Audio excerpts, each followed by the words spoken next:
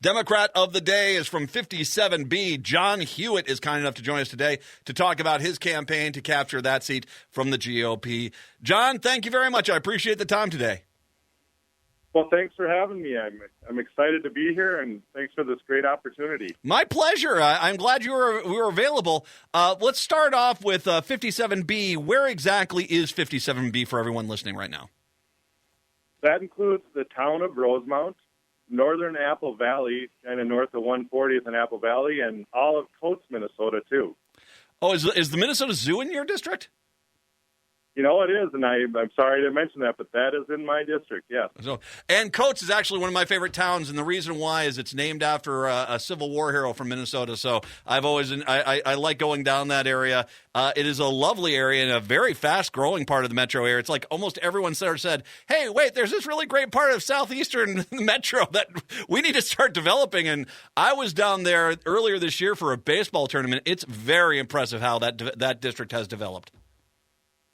You know, it is, and it's really exciting, too, because we've really I actually do real estate part-time, and it's just so fun when families move down here. And one of our core values why people move to the area is education and our great schools that we have down here, and they're world-renowned. We have wonderful teachers, and the extracurricular activities that we have. Naturally, I'm from Rosemount, so I'm going to brag about our football team, but we have great programs, and we have a great band program in the district. So it's why we bring people to the areas, because of these great schools and our great teachers. And brag all you like. That football program's great. Your baseball teams, by the way, we've run into them. I've run into them from Hopkins. They're pretty darn good too. And you should also brag about that music program. I've heard from others that my kids are all playing in band. I've heard from others your music program down in Rosemount, that's fantastic.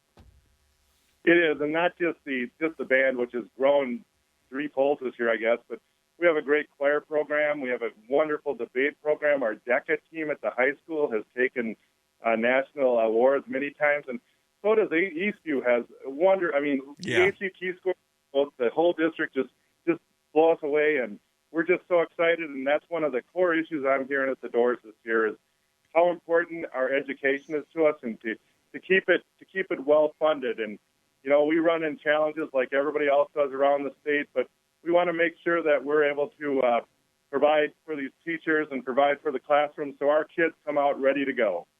John Huot, once again, joining us right now, 57B's Democrat of the Day. I should mention Huot is not as some people might expect it to be spelled. It's Huot, correct? That's correct. Thank you for mentioning that. Huot, because we're gonna drive people to your website a little bit later on here. You'd mentioned you're from Rosemount. You're a real estate agent. How about a little more information? Who exactly is John Huot? Well, thanks for giving me that. I did start out in real estate. There's a long story of how I got there, but my passion and my love is I'm an EMT by trade. I spent 30 years in EMS, 20 as a clinician for a metro flight company here, and then 10 in the management side of that, doing business development and government relations. I have a real passion for healthcare and the people in need of it. It's kind of neat when I went to work those days, and I'm doing it again. I'm in a metro ER now, and people don't know that they're going to meet me by the end of the day. They don't wake up saying, I'm going to go meet that EMT or meet those nurses in the hospital. And by the end of the day, they're there, and the stories I hear and the people I help treat are just remarkable, and that kind of forms where I'm headed with this election too. At the doors, I'm hearing more and more people talk about their health care costs. And the last election, as I ran before, we didn't hear about it as much. But here's the problem, and I see it in the ER today. People come in with, $5,000-$10,000 deductibles, and they're afraid to come into the hospital or afraid to go to the doctor because they can't afford that. And we need to work on that. We need to work on affordable health care for all, and that's key to the next election. I mean, education's high, but that affordable health care, really, we got to focus on that, because I don't want to hear those sad stories anymore in the ER. You are the first one to bring up the deductibles issue, and that is a huge problem. When your deductible is $6,000 and you're living check to check, it might as well be $1 billion, because these people can't afford that. And you're right that there are many people that need to go to the hospital, need to go get checked out, but because their insurance, their deductibles are so high that it's just garbage insurance. We tried to fix this with the Affordable Care Act. Trump's trying to take us back to the days of garbage insurance. I just saw a story about that today. And, the reality is if we don't get these deductibles under control, we can have the greatest healthcare system on the planet, which we do. It's the accessibility which is the problem.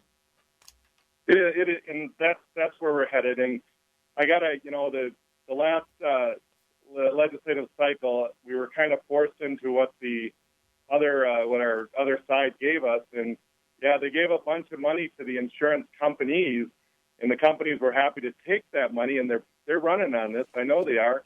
And here's what happened is they raised the deductibles and played with the formularies. And so that's not the fix.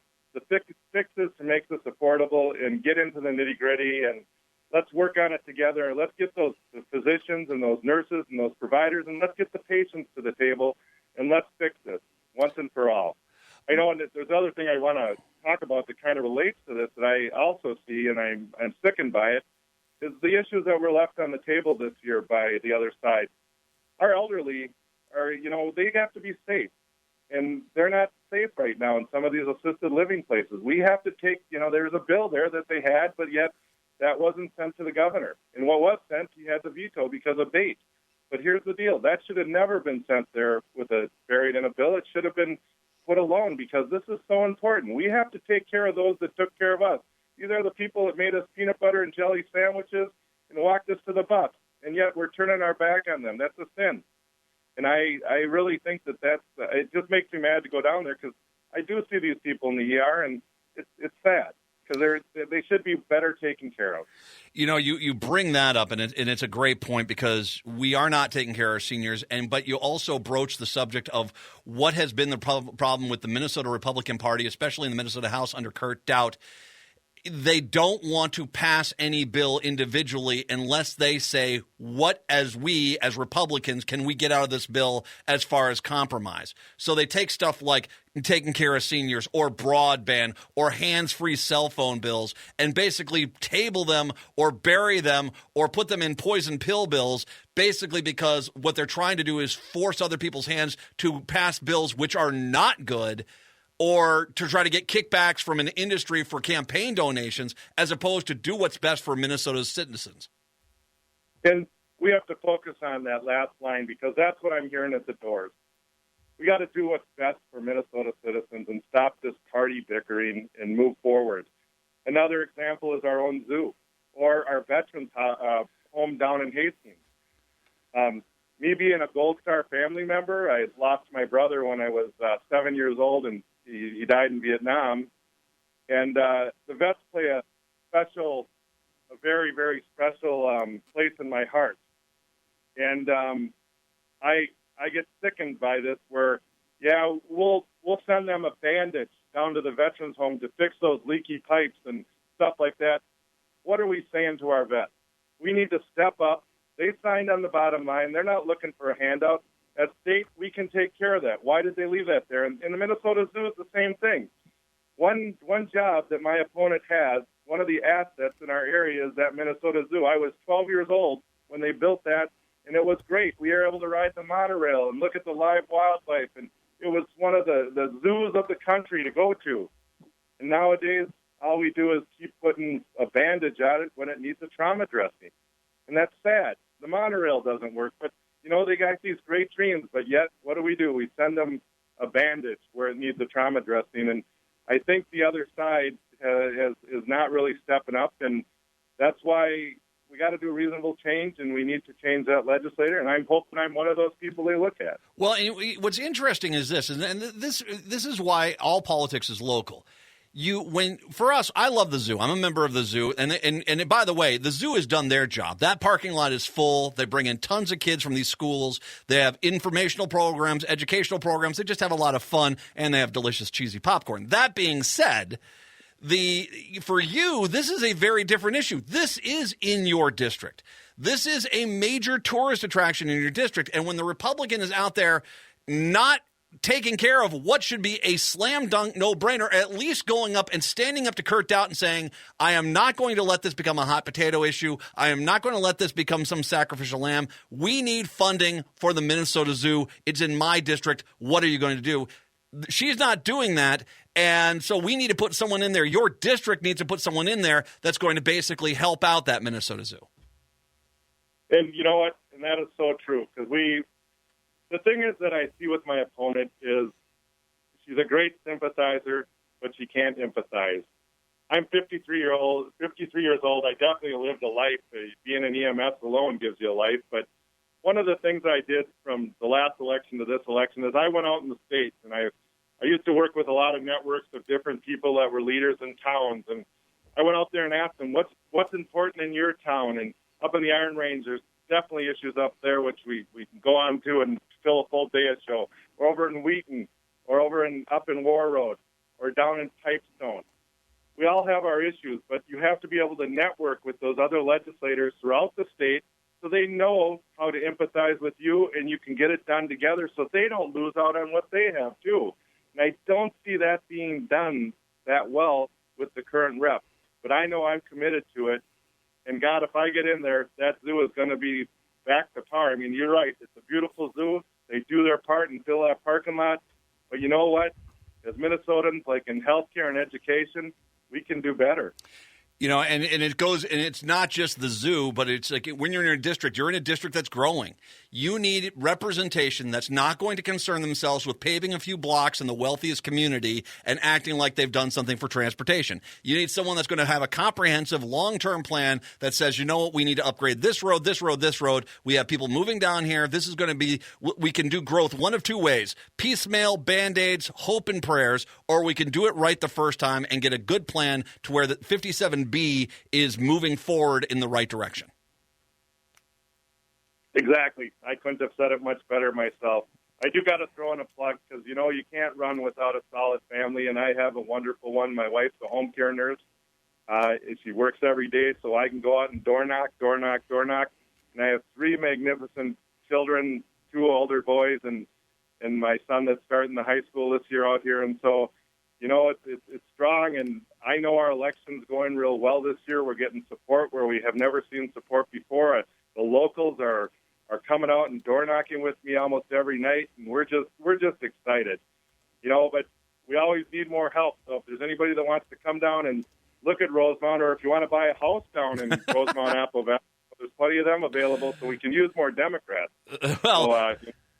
You're a district that's very winnable. I mean, what we've looked at, if you look at national trends, we're looking at a definitive 14 to 20 point swing, really, depending on where you're at in the country. I believe the last time this election, this was a 7-point district for the Republicans, well within play this year. And as John just said, he needs volunteers. He needs donations. So here's what I want you to do. Go help your local Democrat by all means. John Huot, this is down 57B, southeast side of the metro area. Huot for House, HUOTFORHOUSE.com, Huot for House. Once again, it's HUOTFORHOUSE.com. I will put links on this to the social media pages later on tonight when we post the show. Go out, volunteer, donate, help flip. This is a seat we need to flip if we're going to take the Minnesota House. If you want that blue wave to happen, John needs to go to St. Paul. And John, do you have you got every night you're doing some door knocking? Every night we're out door knocking unless I get called to do something else. We crack the whip down here on me pretty bad. So we want to make sure that we're out doing at least 100 doors a day by me. I have to pull a shift in the ER once in a while. I work nights and then head out to the doors when I get off, and we're going to keep doing that till pretty much November. So, well, and that's your help. That's how you win these districts. You go knock on the doors. Republicans are terrified of knocking on doors right now. They are absolutely terrified of doing it. The Democrats, you get on those doorsteps, you knock on those doors, you talk to the people inside, you're going to win. John Huot, once again, 57B, Democrat of the day. John, we really appreciate the time. Thank you very much today, my friend. Thank you. Have a good day. And a big salute to your entire family, a Gold Star family. I can't, as a veteran myself, I can't pass that up. So thank you very much, John. I really do appreciate it. John Huot, 57B.